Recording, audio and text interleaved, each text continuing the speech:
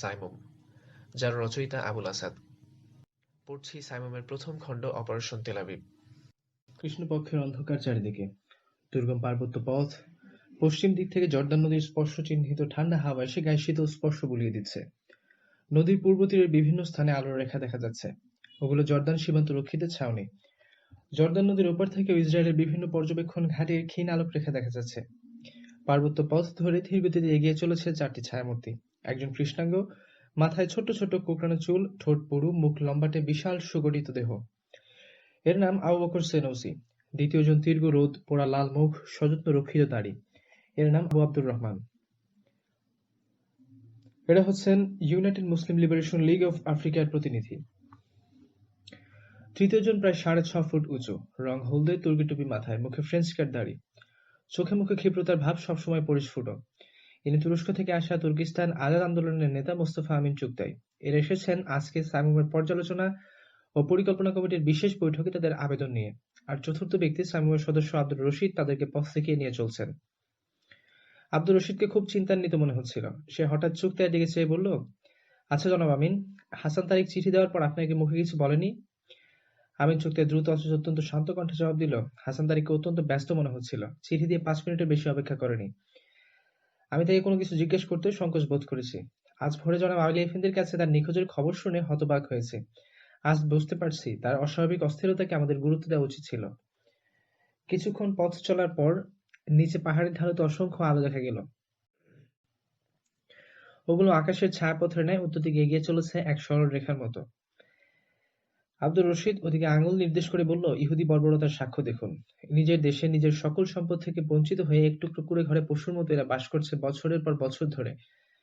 বাস্তুহারা এই লক্ষ লক্ষ মুসলমান জাতিসংঘের মুখের দিকে তাকিয়েছিল বহু বছর ধরে। অনাহার, অখাদ্য, অপুষ্টি, অচিকিৎসায় মৃত্যুর দিকে এগিয়ে চলেছে তারা ক্রমশ। কিন্তু এদের আর্তক্রন্দন আর মুমূর্ষু চিৎকার জাতিসংঘের কানে পৌঁছেনি। বলতে বলতে থামল আব্দুর রশিদ। তারপর আবার বলল, কিন্তু অপেক্ষার দিন শেষ হয়েছে, ধৈর্যের সকল বাঁধ ভেঙে গেছে। আমরা মানুষের উপর নির্ভর করে খেসারত দিয়েছি বহু, আর নয়। আমিন চুগতাই বলল, জনাব রশিদ, আপনাদের উদ্বাস্তুদের মধ্যে শিক্ষা ও সংগঠনের কোনো ব্যবস্থা ছিল না বলেই জানি, কিন্তু এমন বিস্ময়করভাবে সংগঠিত হতে পারলেন কেমন করে? আর এমন ট্রেনিংই বা পেলেন কোত্থেকে? আব্দুর রশিদ মৃদু হেসে বলল, আমাদের শিক্ষা ও সংগঠন সম্বন্ধে আপনার ধারণা কিছুটা সত্য, কিন্তু সবটুকু সত্য নয়। যে সময় হাজার হাজার আহত ও ছিন্নমূল মানুষের স্রোত জর্দান, সিরিয়া, ইরাক আর সিনাইয়ে প্রবেশ করে, তখন আমাদের বিশ্রামের জন্য মাটির শয্যা, খাওয়ার জন্য কূপের পানি ছাড়া কিছুই ছিল না। আমাদের এই চরম দুর্দিনে অনেকে আমাদের সাহায্য করেছিল, কিন্তু সেদিন অদ্ভুত একদল কর্মী ভাইদের আমরা একান্ত করে আমাদের পাশে পেয়েছিলাম। মার কাছে গল্প শুনেছি, শুনতাম মা প্রায় বলতেন, মদিনার আনসারদের আল্লাহ আমাদের জন্য পাঠিয়েছেন। এদের আপনার সকলে আসছিলেন মুসলিম ব্রাদার্স। মুসলিম ব্রাদার্সরা সেদিন শুধু আমাদের জন্য চিকিৎসা, খাদ্য আর তাঁবুরই ব্যবস্থা করেছিলেন না, উদ্বাস্তু পল্লীগুলোকে বিভিন্ন ইউনিটে ভাগ করে প্রত্যেকটিতে একটি করে শিক্ষায়তন প্রতিষ্ঠা করেছিলেন। সেই শিক্ষা প্রতিষ্ঠানে ছিল দীর্ঘমেয়াদী আত্মরক্ষার ট্রেনিং এর ব্যবস্থা। শিবিরগুলোতে ব্রাদার্স কমিউনিটির শিক্ষক ও উপদেষ্টা দায়িত্ব পালন করতেন। তারা বলতেন বলে শুনেছি, বিশ্ব রাজনীতিতে অনুন্নত অন্তর্দ্বন্দ্বে মুসলিম দেশগুলো যেভাবে মার খেয়ে যাচ্ছে, তাতে ফিলিস্তিনের মুক্তির জন্য তাদের সামরিক শক্তি ও সাহায্যের উপর নির্ভর করা যেতে পারে না। ফিলিস্তিনের প্রকৃত মুক্তি অকুতোভয় মুসলিম তরুণদের সম্মিলিত সংগ্রামে অর্জিত হবে। আজকের সামিমের জন্ম হয়েছিল সেদিন আমাদের ব্রাদার্স ভাইদের হাতেই। হয়তো অনেক আগেই তেল আবিবের প্রাসাদ শীর্ষ থেকে ইহুদি পতাকা ভূমধ্য সাগরে ডুবে যেত, কিন্তু হঠাৎ করে মাঝখানে আমাদের আশার আলোকবর্তিকা রাহুগ্রস্ত হয়। হঠাৎ আমিন চুগতাইয়ের কোনো এক গুতা খেয়ে সম্মুখে তাকে রশিদ দেখতে পেল। পাহাড়ের অন্ধকার গুহা থেকে আলোর সংকেত হলো নির্দিষ্ট নেমে কয়েকবার। সে তার সাথীদের জানালো, আমরা প্রথম চেকপোস্টে এসে গেছি। কয়েক গজ সামনে দেখা গেল উদ্যত মেশিনগান হাতে পথ রোধ করে দাঁড়িয়ে আছে দুটি ছায়ামূর্তি। আব্দুর রশিদ বিচিত্র স্বরে একটি শীষ দিয়ে উঠল, আর সঙ্গে সঙ্গে গোটা দেহ কালো কাপড়ে আবৃত একজন বিশালাকায় প্রহরী একটি প্লেটে করে কতগুলো কাঠের অক্ষর এনে আবু বকর সেনুসির সামনে তুলে ধরল। সেনুসি তার থেকে ড অক্ষরটি তুলে নিলেন। অমনি লোকটি রিভলভার নামিয়ে সালাম দিয়ে হ্যান্ডশেক করলো সকলের সঙ্গে। প্রথম চেকপোস্ট পেরিয়ে এলো ওরা। বিস্মিত আমিন চুগতাই প্রশ্ন করলো, কি ব্যাপার? আব্দুর রশিদ হেসে বলল, 3 নম্বরে আপনার পালাও আসছে। ঘাঁটিতে ঢোকার জন্য এই ধরনের টেস্টে আপনাকে উত্তীর্ণ হতে হবে। চিন্তিত আমিন চুগতাই বলল, কিন্তু আমি তো এর সঙ্গে জানতে পারিনি। হাসান তারিক আমাকে। তা আমি বুঝলাম, কিন্তু এ ব্যাপারে আমি আপনার মতোই দেখা যায় আমি আহমদ মুসা ভাইকে আপনার কথা জানিয়েছি। আরো কয়েক মাইল কষ্টকর আহরণ অবতরণের পর তারা দ্বিতীয় চেকপোস্টে পৌঁছলো। সেখানে আগের মতো করেই প্লেটে কতগুলো অক্ষর আনা হলো আব্দুর রহমানের সামনে। তা থেকে তিনি অ অক্ষরটি তুলে নিলেন। তৃতীয় চেকপোস্টে গিয়ে আমিন চুগতাই প্রহরীদের হাতে আটকা পড়ে গেল। হেডকোয়ার্টার থেকে নতুন নির্দেশ না আসা পর্যন্ত তাদেরকে ওখানে অপেক্ষা করতে আদেশ করা হলো। প্রায় 15 মিনিট পর আহমদ মুসার বিশেষ নির্দেশে আমির জুদ্দাকে ছাড়া হলো। আম্মান থেকে 12 মাইল উত্তরে, জর্দান নদী থেকে 20 মাইল পূর্বে একটি সংকীর্ণ পার্বত্য উপত্যকার পাশে পর্বতগাত্রে কয়েকটি গোপন প্রকোষ্ঠ আলোকিত হয়ে উঠেছে। পর্বত গুহার চতুর্দিকে মাইলের পর মাইল ধরে সাইমন মুক্তি সেনার ঘাঁটি ও পর্যবেক্ষণ কেন্দ্র ছড়িয়ে আছে। এখান থেকে পরিচালিত অভিযান ইসরায়েলের ইলাদ থেকে গাজা, হাইফা থেকে জেরুজালেম পর্যন্ত ইহুদি সন্ত্রাসীদের শোষণযজ্ঞকে চিরতরে বিলুপ্ত করে দিয়েছে। রাতের অন্ধকারে রাইফেল নিয়ে পাহাড়ে বসতে তাদের বুক আজ দৌড়াদৌড়ি করে। তারা বুঝতে পারছে হিসেবের দিন আসন্ন। প্যালেস্টাইনি মুসলমানদের প্রতিটি ফোঁটা রক্তের শোধ আজ তাদের দিতে হবে। উজ্জ্বল প্রকোষ্ঠগুলোর একটিতে বিরাট এক গোল টেবিলের চারিদিকে চেয়ার পাতা। ঘরের প্রতিটি জিনিস চকচক ঝকঝক করছে। টেবিল ঘিরে 10টি চেয়ার, 8জন লোক বসে আছে। একপাশে দুটো চেয়ার তখনও খালি। একটি হাসান তারিকের, অপরটি মেজর জেনারেল আলী এফেন্দির। হাসান তারিক নিখোঁজ, আর আলী এফেন্দি এখনো পৌঁছতে পারেনি। সামিমের 3 জন সদস্য ছাড়াও যারা আজকের বৈঠকে এসেছে তারা হচ্ছে আফ্রিকার 2 জন, তুরস্ক থেকে 1 জন। ইউএমএলএল কেন্দ্রীয় কাউন্সিলের পাঠানো রিপোর্ট পড়ছিলেন আফ্রিকার অন্যতম প্রতিনিধি আব্দুর রহমান। এ শীতের রাতেও তার কপালে জমে উঠেছে বিন্দু বিন্দু ঘাম। আহমদ মুসার মুখ নিচু। আব্দুর রহমান তার রিপোর্টে বলছিল, আফ্রিকার মোট 322 মিলিয়ন মানুষের মধ্যে মুসলমানের সংখ্যা হচ্ছে 194 মিলিয়ন, আর বহিরাগত ঔপনিবেশিক খ্রিস্টানদের নিয়ে মোট খ্রিস্টান জনসংখ্যা হচ্ছে 47 মিলিয়ন। এই খ্রিস্টানরা দক্ষিণ, পূর্ব ও পশ্চিম আফ্রিকার বিভিন্ন দেশে ছড়িয়ে রয়েছে। এই অঞ্চলে কোনো মুসলিম দেশে এদের সংখ্যা 15%-এর বেশি নয়। অথচ এই সামান্য সংখ্যক হয়েও তারা জাতীয় শক্তির সহায়তায় Ethiopia, Chad, Mali, Nigeria, Tanzania, Ghana, Sierra Leone, দাহমিস, Central African Republic, Upper Volta, Ivory Coast, Senegal প্রভৃতি মুসলিম দেশের শোষণ আর নিপীড়ন চালিয়ে যাচ্ছে। এসব দেশের শিক্ষার দ্বার মুসলমানদের জন্য প্রায় অবরুদ্ধ। অবশ্য কোনো মুসলিম সন্তান যদি একান্তই কোনো শিক্ষা প্রতিষ্ঠানে কখনো ঢুকবার সুযোগ পায়, তাহলে তাকে মুসলমান নাম বদল করে খ্রিস্টান নাম গ্রহণ করতে বাধ্য হতে হয়, এবং অবশ্য সে খ্রিস্টানই হয়ে যেতে হয়।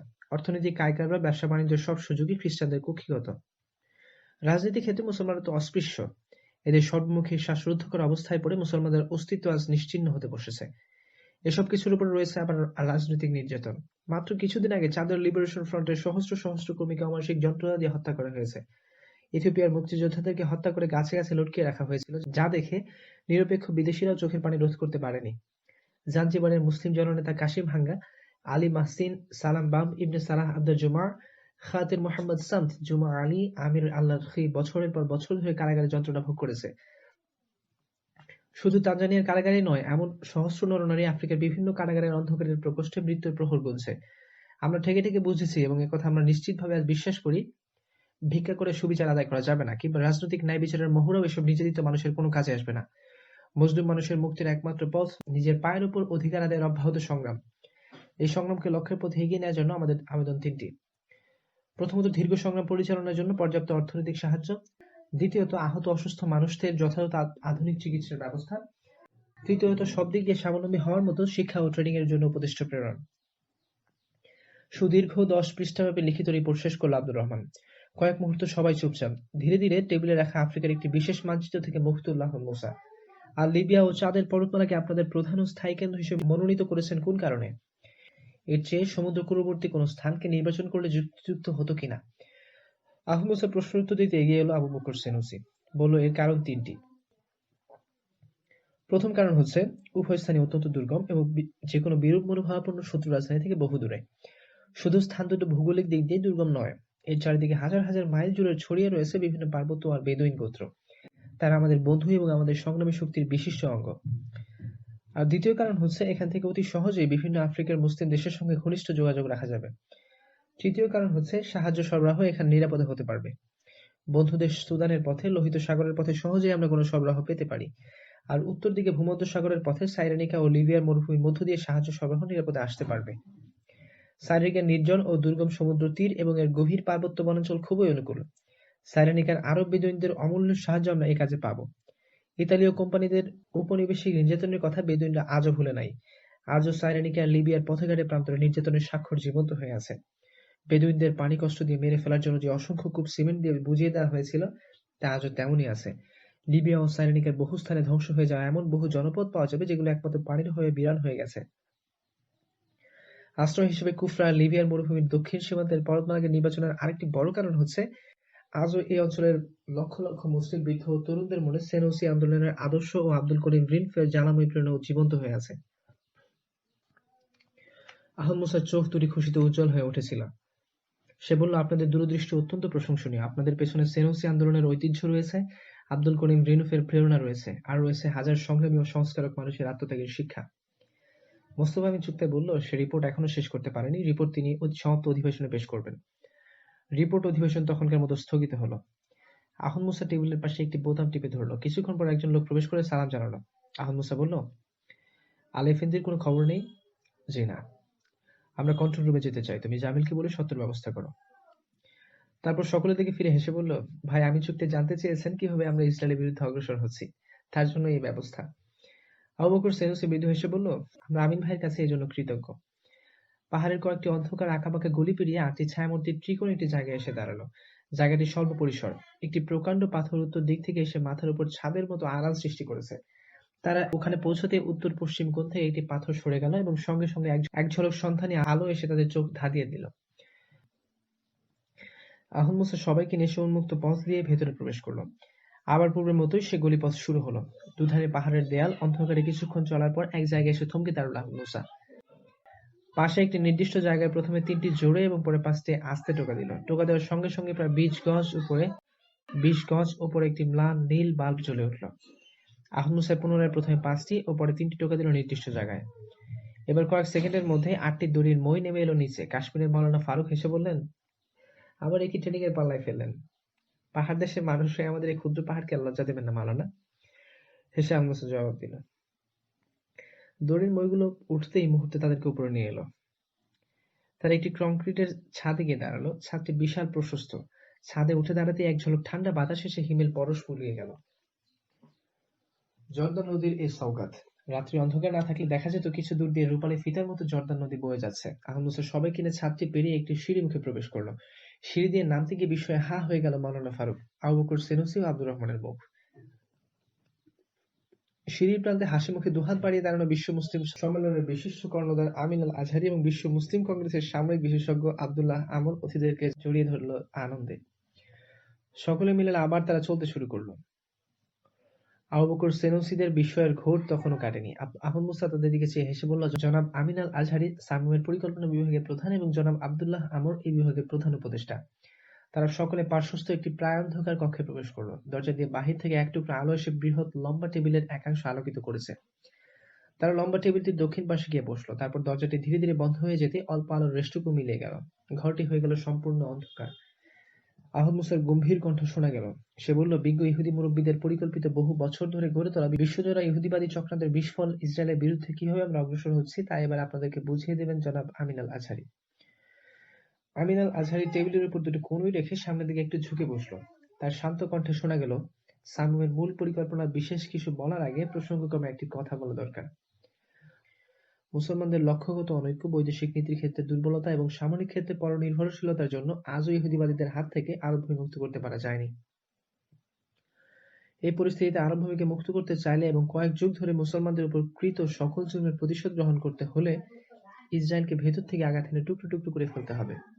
এই ধারণার উপর ভিত্তি করেই গড়ে উঠেছে সাইমুম। সাইমুমের পরিকল্পনাকে ৩ ভাগে ভাগ করা যায়। কথাগুলো বলে থামলো একটু। আবার বলল, চেয়ে দেখুন সামনে। সবাই সামনে তাকালো। কোথায় যেন খুট করে একটু শব্দ হলো। দেয়ালের কালো সীমান্ত রেখায় ইসরায়েলের একটি বিরাট মানচিত্র স্পষ্ট হয়ে উঠল। তারপর মানচিত্রের বিভিন্ন স্থানে ফুটে উঠল অসংখ্য নীল বিন্দু। আমিন আল আজহারি শুরু করলো, ইসরায়েলের মানচিত্রে যে নীল বিন্দুগুলো দেখেছেন ওগুলো ইসরায়েলের গ্রাম। গুনে গুনে দেখুন, ওদের সংখ্যা ২৩৯৯টি হবে। প্রত্যেকটি গ্রামে ৭ সদস্যের একটি করে আত্মরক্ষা ইউনিট প্রতিষ্ঠা করেছি আমরা। ইউনিটের অধিকাংশ সদস্য প্যালেস্টাইনের আরব মুসলমান। সুদীর্ঘ ৬ বৎসর অবিরামভাবে কাজ করেছি আমরা ইউনিটগুলো প্রতিষ্ঠা করতে। আত্মরক্ষার ইউনিটগুলো প্রতিষ্ঠার সময় ইসরায়েলের গোয়েন্দা ও সৈন্য বিভাগের দৃষ্টি দেশের অভ্যন্তর থেকে সরিয়ে নেওয়ার জন্য আমরা ইসরায়েলের সীমান্ত এলাকায় চালিয়েছি হাজার হাজার অভিযান। ইসরায়েল পাগল হয়ে উঠেছিল তার সীমান্ত নিয়ে। তাদের উন্মত্ত মানসিকতার পূর্ণ পরিচয় ফুটে ওঠে সামিমের ঘাঁটি সন্দেহে জর্দানের কারামো আক্রমণের মাধ্যমে। খুট করে আরেকটি শব্দ হলো। মানচিত্রে সিনাই মালভূমির অভ্যন্তরে এবং গোলান হাইট থেকে প্রায় ৫০ মাইল ভেতরের দুটো বড় নীল আলো ফুটে উঠল। জনাব আজহারি বলল, ইসরায়েলের অভ্যন্তরে এই দুটো আমাদের মূল সরবরাহ কেন্দ্র। দুটো পুরনো গির্জার নিচে মাটির তলায় এই কেন্দ্র দুটো স্থাপন করা হয়েছে। প্রথম পর্যায়ে কাজ আমাদের সমাপ্ত। অধিকার আদায় ও আত্মরক্ষার আন্দোলনের গুরুত্বপূর্ণ দ্বিতীয় অধ্যায়ে আমরা প্রবেশ করেছি। তার কথা শেষ হওয়ার সঙ্গে সঙ্গে মানচিত্রে ৪টি লাল বিন্দু স্পষ্ট হয়ে উঠল। জনাব আল আজহারি আবার শুরু করলো। লাল বিন্দু চারটি হলো ইসরায়েলের ইলাদ, লুদ, তেল আবিব আর হাইফা। এই চারটি স্থানে ইহুদিরা ক্ষেপণাস্ত্র ঘাঁটি স্থাপন করেছে। এই ক্ষেপণাস্ত্র ঘাঁটিগুলোর আওতায় রয়েছে হেজাজের দুটো পবিত্র শহর, তুরস্ক আরব রাষ্ট্রগুলোর রাজধানী এবং সবগুলো গুরুত্বপূর্ণ শহর। দ্বিতীয় পর্যায়ের প্রথম ও গুরুত্বপূর্ণ কাজ হলো ইসরায়েলের চরম আঘাত হানার ঠিক পূর্ব মুহূর্তে একটি নির্দিষ্ট সময়ে ক্ষেপণাস্ত্র ঘাঁটিগুলো বিনষ্ট করে দেওয়া। অবশ্য আমরা জানি ইসরায়েলের কমপক্ষে 11টি আণবিক বোমা রয়েছে, কিন্তু এগুলো ব্যবহার করতে সমর্থ হবে না ইসরায়েল। কারণ তার উপর আঘাত হানা হয় ভেতর থেকে, সেখানকার জনগণ দ্বারা, কোনো আরব রাষ্ট্র থেকে নয়। তবুও আমরা এই বিষয়ে তীক্ষ্ণ দৃষ্টি রাখবো এবং আণবিক অস্ত্র ব্যবহারের যে কোনো প্ল্যান আমরা বিনষ্ট করে দেব। জনাব আজহারির শেষ বাক্যটি শেষ হওয়ার সঙ্গে সঙ্গে আমিন চুক্তিতে যেন একটা সংকোচ জড়িত কণ্ঠে বলল, আপনাদের আপত্তি না থাকলে আমি একটা সিগারেট। দ্রুত চিন্তায় ঘুরপাক খাচ্ছিল আহমদ মুসার মনে। অবশেষে পুলিশকে গলায় বলল, না না না, আমাদের আপত্তি থাকবে কেন? আমিন চুক্তি একটি সিগারেট মুখে পুরে লাইটার জ্বাললো। লাইটারটি জ্বলে উঠতেই চমকে উঠল আহমদ মুসা। এক ঝলক তীক্ষ্ণ আলো আর লাইটার থেকে ভেসে আসা অতি সূক্ষ্ম একটি পরিচিত শব্দ আহমদ মুসার দৃষ্টিকে ফাঁকি দিতে পারল না। ইতিমধ্যে জনাব আজহারি আবার বলতে শুরু করেছে, দ্বিতীয় পর্যায় সমাপ্ত হওয়ার পরে একটি নির্দিষ্ট সময় শুরু হবে আমাদের সর্বাত্মক সংগ্রাম। ভেতর থেকে যে দুর্বার আঘাত আমরা হানবো তা রোধ করার সাধ্য ইসরায়েলের নেই। তার বিদেশি মুরব্বীরা তার পাশে এসে দাঁড়ানোর পূর্বেই সব শেষ হয়ে যাবে। আমিন আল আজহারির কথার শেষ রেশটুকু এখানে মিলিয়ে যাওয়ার আগেই উজ্জ্বল সাদা আলোয় ঘরটি যেন হেসে উঠল। আহমদ মুসা উঠে দাঁড়িয়েছিল আগেই। সে ধীরে ধীরে এগোচ্ছিল চুক্তায়ের দিকে। ভাবলে সেই আহমদ মুসা চুক্তায় টেবিলের উপর হাত রেখে বসেছিল। তার চোখ দুটো ঘরের চারদিকে ঘুরছিল, অনুসন্ধিৎসু সে চোখ। মনে তার প্রচন্ড ঝড়। শামিল ইরফান, দেশের ইন্টারনাল সিকিউরিটির দায়িত্ব ওই বুড়োটার উপরই তো ছিল। শুধু গাদা গাদা বেতন মেরেছে আর নাকে তেল দিয়ে ঘুমিয়েছে বুড়ো। আচ্ছা, দ্বিতীয় পর্যায়ে কতদূর পৌঁছেছে এরা? পরিকল্পনা এদের নিখুঁত। ভাবতে আতঙ্ক লাগে, প্রতি গ্রামে এরা ছড়িয়ে আছে। আহমদ মুসা ধীরে ধীরে একটি হাত রাখলো চুক্তায়ের কাঁধে। তার হাতে একটি সিগারেট। চিন্তার সূত্র ছিন্ন হয়ে গেল চুক্তায়ের। প্রচন্ড এক হোঁচট খেল যেন সে। ভীষণ চমকে উঠল। ফিরে তাকিয়ে আহমদ মুসাকে দেখে ঠোঁটের প্রান্তে হাসি টেনে নিল। সামনে নিয়েছে সে নিজেকে। বলল, খুব চমকে দিয়েছেন তো আমাকে। আপনাদের বিস্ময়কর পরিকল্পনার রঙিন জগতে ঘুরছিলাম আমি এখনো। আমি দুঃখিত ভাই, বলল আহমদ মুসা। তারপর সিগারেটের একটি শলা বাম হাত থেকে ডান হাতে নিয়ে এসে বলল, আপনার লাইটারটা কি পেতে পারি? কথাটা শোনার সঙ্গে সঙ্গে ঠোঁটের কোণে হাসিটা দপ করে যেন নিভে গেল চুক্তায়। এক টুকরো তীক্ষ্ণ দৃষ্টি মুহূর্তের জন্য আহমদ মুসার চোখে এসে স্থির হলো, কিন্তু ক্ষণিকের জন্যই। তারপর আবার উচ্ছ্বসিত হয়ে উঠল মুস্তফা আমিন চুক্তাই। বলল, নিশ্চয়ই নিশ্চয়ই, বলে পকেট থেকে লাইটারটি বের করে জ্বালিয়ে আহমদ মুসার মুখের কাছে ধরল। সিগারেট ধরিয়ে নিয়ে আহমদ মুসা বলল, বাহ, লাইটারটির সিস্টেম তো খুব সুন্দর। জার্মানির তৈরি না? দেখতে পারি একটু? মুস্তফা আমিন চুগতাই এই অবস্থার জন্য বোধহয় প্রস্তুত ছিল না মোটেই। কেমন একটা বিমূঢ় ভাব চোখে মুখে ফুটে উঠল তার। সে দ্বিধাজড়িত হাতে লাইটারটি তুলে দিল আবার আহমদ মুসার হাতে। আহমদ মুসা তীক্ষ্ণ দৃষ্টিতে লক্ষ্য করছিল চুগতাইকে। দেখল একটি হাত তার কোটের পকেটে। এর অর্থ আহমদ মুসার অজানা নয়। সূক্ষ্ম এক টুকরো হাসি ফুটে উঠতে চাইল তার মুখে। সে লাইটারের দিকে এক মুহূর্ত তাকিয়ে বুঝতে পারল একটি শক্তিশালী ক্যামেরা সংযোজন করা আছে ওতে। এক গাল ধোয়া ছেড়ে একটু ঝুঁকে পড়ে দুটো কনুই টেবিলে রেখে মুফতি আল আজহারির দিকে একটু তাকিয়ে মৃদু হেসে আহমদ মুসা বলল, জনাব আমিন এ ধরনের সামান্য নেশাকেও ভালো চোখে দেখেন না। তবু রক্ষে যে আজ আপনাকে একজন সাথী হিসেবে পাওয়া গেল। এই অভ্যেস আপনার কতদিনের? শুধু আমিন আল আজহারি নয়, আবু বকর সিনুসি, আব্দুর রহমান এবং মাওলানা ফারুক সহ সকলে আহমদ মুসার জলজান্ত মিথ্যা কথা আর এই অস্বাভাবিক ব্যবহারে বিস্ময়ে বোবা হয়ে গেছে। আহমদ মুসা সিগারেট খায় না, এটা সবাই জানে। আহমদ মুসার এটি ছেলেমি না কোনো বিশেষ অভিনয়? এ ধরনের ছেলেমি করার লোক তো আহমদ মুসা নয়। তাহলে? সকলের চোখে একরাশ বিস্ময়ে ভরা প্রশ্ন। আহমদ মুসার কথায় চুপটাকে একটু খুশি মনে হলো, যেন একখণ্ড মেঘ তার মুখের উপর থেকে সরে গেল। মুফতি আমিন আল আজহারের দিকে একটু চোরা দৃষ্টিতে চেয়ে শকুন্তকে নিচু গলায় বলল, এ বদভ্যেসটি আমার ছোটবেলার। বন্ধুদের সংসর্গ দোষও বলতে পারে নাকি? আহমদ মুসা হেসে বলল, বন্ধুরা অনেক উপকারও করেছে আপনার। তা না হলে দেশের সেরা ফুটবল খেলোয়াড় কি হতে পারতেন আপনি? ভালো দিকগুলো আমিও অস্বীকার করি না, হেসে বলল চুগতাই। আহমদ মুসা আবার শুরু করলো, আমার মনে হয় কি জানেন, আপনি চেষ্টা করলে পৃথিবীর শ্রেষ্ঠ মল্লযোদ্ধা হতে পারতেন। এই প্রচেষ্টা ছেড়ে দিলেন কেন? হঠাৎ চুগতাইয়ের চোখ মুখ তীক্ষ্ণ হয়ে উঠল। কি যেন বুঝতে চেষ্টা করলো। মুহূর্তকাল পরে শান্ত কণ্ঠে বলল, কিন্তু আপনি এসব প্রশ্ন করছেন কেন? আহমদ মুসা সোজা হয়ে দাঁড়িয়ে বলল, মোস্তফা আমিন চুগতাইয়ের সঙ্গে আপনাকে মিলিয়ে নিতে চেষ্টা করছিলাম। আমিন চুগতাইয়ের ডসিয়ের থেকে জানি উনি জীবনে ফুটবলে পা রাখেননি, আর সত্যি একজন শ্রেষ্ঠ মল্লযোদ্ধা তিনি। অথচ আপনি? আহমদ মুসার কথা শেষ হওয়ার আগে স্প্রিং এর মতো ছিটকে চেয়ার থেকে উঠে দাঁড়ালো চুগতাই। কিন্তু দেরি হয়ে গেছে তখন।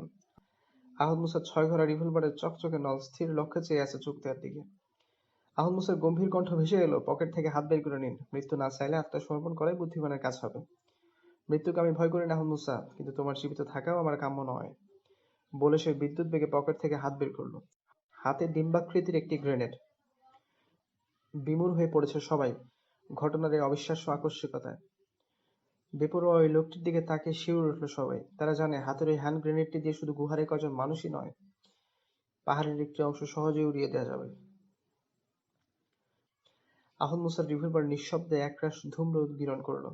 হ্যান্ড গ্রেনেডটি হাতেই রইল। টেবিলের উপর হুমড়ি খেয়ে পড়ল চুগতাইয়ের দেহ। ঠিক এ সময় দরজা ঠেলে প্রবেশ করল আলী এফেন্দি এবং তার সঙ্গে মোস্তফা আমিন চুগতাই। ওদের দিকে তাকিয়ে একমাত্র আহমদ মুসা ছাড়া সকলের মুখ বিস্ময়ে হা হয়ে উঠল। গত এক রাত একদিনের কাহিনী শেষ করে চুপ করল মেজর জেনারেল আলী এফেন্দি। একটি গোল টেবিল ঘিরে সবাই বসে আছে নির্বাক হয়ে। কথা বলল আহমদ মুসা প্রথম। বলল, পরশু দুপুরেই ইস্তাম্বুল গেছে হাসান তারিক। অথচ এত অল্প সময়ের মধ্যে হাসান তারিকের আটক থেকে শুরু করে মোস্তফা আমিনের কিডন্যাপ, একজন ইহুদি স্পাইকে নিখুঁত প্লাস্টিক অপারেশন দ্বারা মোস্তফা আমিন চুক্তির পরিবর্তন কেমন করে সম্ভব হলো? তাহলে আমাদের আজকের এই অধিবেশনের কথা এবং মোস্তফা আমিন চুক্তির এখানে যোগদানের কথা কি ওরা আগেই জানতে পেরেছিল? আলী এফেন্দি বলল, যতদূর জানতে পেরেছি ডব্লিউআরএফ এবং মোসাদের সম্মিলিত তৎপরতায় এটা সম্ভব হয়েছে। টার্কির সিক্রেট সার্ভিস জানিয়েছে গতকাল তুরস্ক ইরাক সীমান্ত দিয়ে একটি কফিন ইরান দিয়ে কাস্পিয়ান সাগরে অপেক্ষমান একটি সাবমেরিনে উঠেছে। সেই কফিনের আবরণে যদি হাসান তারিককে পাচার করা হয়ে থাকে, তাহলে বলা যায় আমাদের এই অধিবেশন সংক্রান্ত সকল খবর ও তথ্য দিয়ে ডব্লিউআরএফ মোসাদকে সাহায্য করেছে। বিনিময়ে মোসাদ হাসান তারিককে ওদের হাতে তুলে দিয়েছে। ডব্লিউআরএফ এর এই তৎপরতার কথা আরও সূত্র থেকে আমরা জানতে পেরেছি, কিন্তু বুঝতে পারছি না হাসান তারিকের উপর ডব্লিউআরএফ এর বিশেষ আগ্রহ কেন, বলল আহমদ মুসা। একটু চিন্তা করে আলী এফেন্দি বলল, আপনার নিশ্চয় মনে আছে 2 বছর আগে জর্দানে বিশেষ কূটনীতিক মার্শাল খিরব গুপ্তচরবৃত্তির দায়ে ধরা পড়েছিলেন। একমাত্র হাসান তারিকের কৃতিত্বেই দলিল দস্তাবেজ সহ খিরব হাতে নাতে ধরা পড়ে এবং সে ঘটনার সময় বিশ্বব্যাপী বহুল আলোচিত দুর্ধর্ষ গোয়েন্দা কূটনীতিক ব্রিগেডিয়ার ক্লিমোভিচ হাসান তারিকের গুলিতেই নিহত হয়েছিল। আমার মনে হয় হাসান তারিকের উপর তারই প্রতিশোধ নিতে এসেছে বেসরকারি আন্তর্জাতিক কমিউনিস্ট সন্ত্রাসবাদী সংস্থা ডব্লিউআরএফ। খিরব ও ক্লিমোভিচ উভয়ে যে এই বেসরকারি কমিউনিস্ট সংগঠন ডব্লিউআরএফ এরও সদস্য, তা আমরা আজ নিঃসন্দেহে ধরে নিতে পারি। আলী এফেন্দি থামল। ধীরে ধীরে মুখ তুলল আহমদ মুসা। মনে হলো চিন্তার কোনো অতল গহ্বর থেকে যেন উঠে আসলো সে। বলল ধীরে ধীরে, ক্লিমোভিচকে অনুসরণ করে তার গোপন আড্ডায় হানা দিয়ে একটি পরিকল্পনার দুর্বোধ্য নকশা পেয়েছিল হাসান তারিক। কিন্তু নকশাটি হাসান তারিক রাখতে পারেনি। সেদিনই গভীর রাতে আক্রান্ত হয়েছিল সে। ক্লিমোভিচের লাশ পেছনে রেখে তারা নকশাটি নিয়ে পালিয়ে যেতে সক্ষম হয়েছিল। কিছুক্ষণ থামল আহমদ মুসা, আবার শুরু করলো সে। পরিকল্পনার মূল কপি আমাদের কাছে না থাকলেও একটি ফটোকপি আমাদের কাছে আছে। এ কথা ওরা জানে কিনা জানি না, তবে আমার মনে হয় যদি প্রতিশোধ গ্রহণই ডব্লিউআরএফ এর লক্ষ্য হতো, তাহলে হাসান তারিককে ধরে না গিয়ে হত্যা করতে পারত, কিন্তু তা তারা করেনি। এ থেকে প্রমাণ হয় পরিকল্পনার নকশা সম্পর্কে হাসান তারিককে তারা জিজ্ঞাসাবাদ করতে চায়। হাসান তারিক পরিকল্পনা কতদূর জেনেছে আর কেউ এই কিছু জানতে পেরেছে কিনা ইত্যাদি জেনে না নেওয়া পর্যন্ত তারা হাসান তারিককে কিছুতেই হত্যা করবে না। পরিকল্পনা কি সম্পর্কিত এবং আপনারা কি জানতে পেরেছেন তা থেকে? উদ্বিগ্ন কণ্ঠে বলল মোস্তফা আমিন। পরিকল্পনার অর্থ আজও আমাদের কাছে পরিষ্কার নয়। মধ্য এশিয়ার মুসলিম দেশগুলো থেকে আফ্রিকার মুসলিম অধ্যুষিত তানজানিয়া এবং মরক্কো থেকে ইন্দোনেশিয়া পর্যন্ত অধ্যুষিত মুসলিম বিশ্বের মানচিত্র। এর মধ্যে অসংখ্য সাংকেতিক চিহ্ন এবং লাল ও কালো রেখার অসংখ্য সারি। সাম্প্রতিক ঘটনা থেকে নিঃসন্দেহে আমরা বুঝতে পারছি পরিকল্পনাটি আসলে ডব্লিউআরএফ এর, এবং তা যদি হয় এর অর্থ আমাদের কাছে পরিষ্কার, সমগ্র মুসলিম বিশ্ব জুড়ে ওরা চক্রান্তের জাল বিছিয়ে রেখেছে। পরিকল্পনাটির নকশা নিয়ে নতুন করে ভাবতে হবে আমাদের, কিন্তু তার আগে হাসান তারিক সম্বন্ধে আমাদের কথা শেষ হলো না আহমদ মুসার। ঘরে পাথরের দেয়ালে এক বিশেষ স্থানে লাল সংকেত জ্বলে উঠল। আহমদ মুসা সেদিকে তাকিয়ে বলল, আকাশে নিশ্চয় কোথাও হানাদার ইসরায়েলি বিমান দেখা গেছে। আমাদের রাডারের সংকেত ওটা। আসুন, বলে আহমদ মুসা উঠে দাঁড়ালো। সবাই উঠে এলো ছাদে। পশ্চিম আকাশ তখন লাল হয়ে উঠেছে। জর্দান নদীর ওপারে বোমা ফেলেছে ইহুদিরা নিশ্চয়ই, বলল আহমদ মুসা। ঘড়ি দেখে আব্দুর রশিদ বলল, আজ রাত 12টায় আমাদের একটি ইউনিট জেরুজালেমের 3 মাইল পশ্চিমে নতুন ইসরায়েল ঘাঁটিতে অভিযান চালিয়েছে। মনে হয় তার দায়িত্ব পালন করে ইতিমধ্যেই নদীর ওপারে ফিরে এসেছে তারা। ইসরায়েলি বিমানগুলো মনে হয় তাদেরকে তাড়া করে এসেছে। এ সময় রাডার পর্যবেক্ষক আবদুল্লাহ মাসুদ এসে জানালো, জর্দান নদীর 2.5 মাইল পশ্চিমে আরব পল্লীর উপর বোমা ফেলেছে ইসরায়েলিরা।